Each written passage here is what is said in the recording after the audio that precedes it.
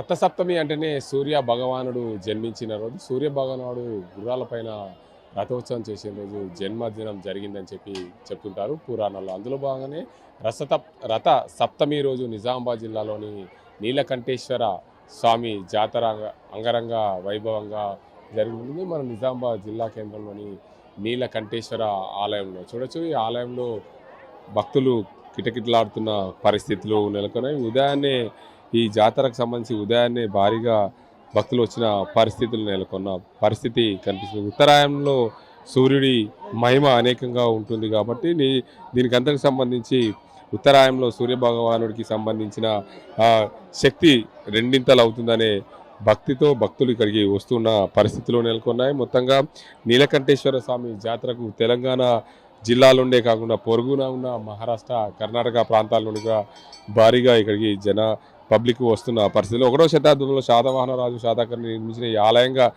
శివుడి నీలకంఠ కొలువైంది ఉన్నదిగా చెప్తూ ఉంటారు. ప్రధానంగా ఈ ఆలయానికి ఏదైతే సాయంత్రం పూట జరిగే రథోత్సవంకు భారీగా ప్రజలు వస్తుంటున్నారు. ఉదయాన్నే నీలకంఠేశ్వర స్వామిని దర్శించుకొని పుణ్యపాపాలు తొలగిపోయే విధంగా ఉంటుందని చెప్తున్న పరిస్థితులు నెలకొని, ముఖ్యంగా నిజామాబాద్ జిల్లాలో అతిపెద్ద ఆలయము నీలకంఠేశ్వర ఆలయం. నీలకంఠేశ్వర ఆలయంలో భారీగా ఏదైతే భక్తుల కిటకిటలాడిందనే చెప్పొచ్చు. రథ సప్తమి రోజు ముఖ్యంగా ఈ రథ సప్తమి అంటే ఏంటి, రథ సప్తమి రోజు ఈ నీలకంఠేశ్వర స్వామి జాతర జరగడానికి ప్రధాన ఉద్దేశం ఏంటి అనే అంశానికి సంబంధించి ఆలయ పూజారి ఉన్నారు. ఇక్కడ మొత్తంగా నిజామాబాద్ జిల్లాలో అతిపెద్ద జాతరగా కొలువు తీరుతుంది నీలకంఠేశ్వర స్వామి ఈ జాతర. ఈ జాతరకు సంబంధించి ఆలయ పూజారిని అడుగుతారు. స్వామి చెప్పండి, రథ సప్తమి రోజు నీలకంఠేశ్వర స్వామి జాతర జరగడానికి ప్రధాన కారణం ఏంటి, అసలు ఏంటి ఇక్కడ దీని పూర్వపరాలేంటి? శ్రీ గురుభ్యో నమః. శ్రీమన్మహాగణాధిపతయే నమః.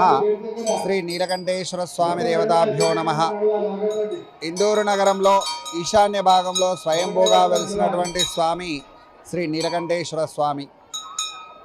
శైవక్షేత్రం, అతిపెద్ద శైవక్షేత్రం కూడా ఈ స్వామివారి యొక్క క్షేత్రము. నీలకంఠేశ్వర స్వామి యొక్క నామధేయము కంఠేశ్వర వాస్తవ్యులు. రథసప్తమి అంటేనే ఇందూరు కంఠాభరణంగా పిలిచేటటువంటి శ్రీ నీలకంఠేశ్వర స్వామి వారి యొక్క జాతర మహోత్సవం. ఇట్టి కార్యక్రమం 5 రోజులు కొనసాగుతుంది. వసంత పంచమిని మొదలుకొని అష్టమి వరకు ఈ కార్యక్రమాలు నడుస్తూ ఉంటాయి. స్వామివారి యొక్క జాతర అనేది సప్తమి రోజున జరుగుతోంది. ఆ సప్తమి రోజున సాయంకాలం 5 గంటలకు స్వామివారి దేవేరీలతో ఆలయం నుండి తల్లిగౌరి వద్దకు వెళ్ళి అక్కడ పూజలు అందుకొని తిరిగి ఆలయంలోనికి రావడం జరుగుతోంది.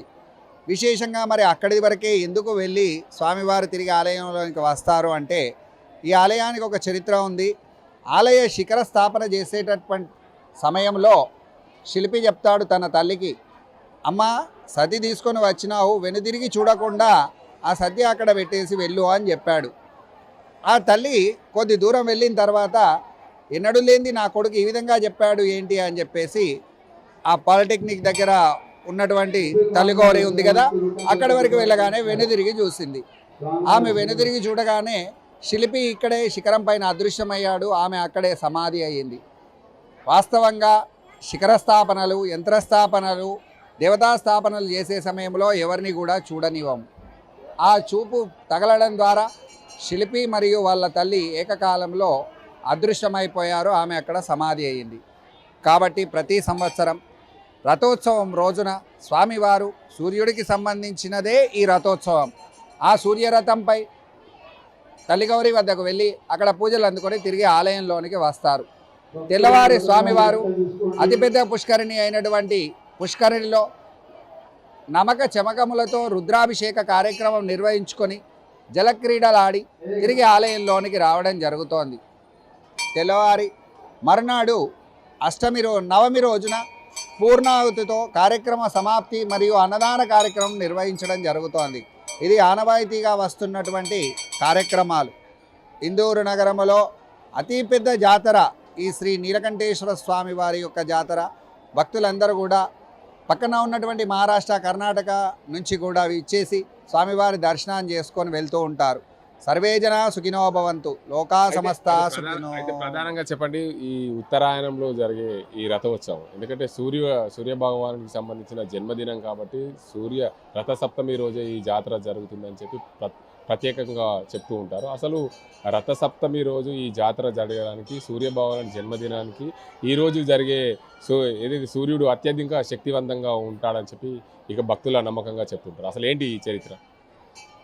ఉత్తరాయణ పుణ్యకాలం నుంచే జాతరలు రథోత్సవాలు అనేటటువంటి నిర్వహించడం జరుగుతాయి. దక్షిణాయనంలో ఇవి జరగవు. అయితే మకర సంక్రాంతి రోజున సూర్యుడు మకర రాశిలోకి ప్రవేశించి ఉత్తరాయణ పుణ్యకాలం ప్రారంభమవుతుంది. అప్పటి నుంచి స్వామివారి మకర సంక్రాంతి రోజు స్వామివారి కళ్యాణోత్సవం తర్వాత ఈ మాఘమాసంలో వచ్చేటటువంటి శుద్ధ సప్తమి రోజున రథం అంటేనే సూర్యుడికి విశేషం. ఆ సూర్య రథం పైనే ఈ స్వామివారు దేవేరీలతో వెళ్ళి అక్కడ పూజలు అందుకొని ఆలయంలోనికి రావడం జరుగుతోంది. ఇది సూర్యరథంగా చెప్పబడుతోంది. శుభం.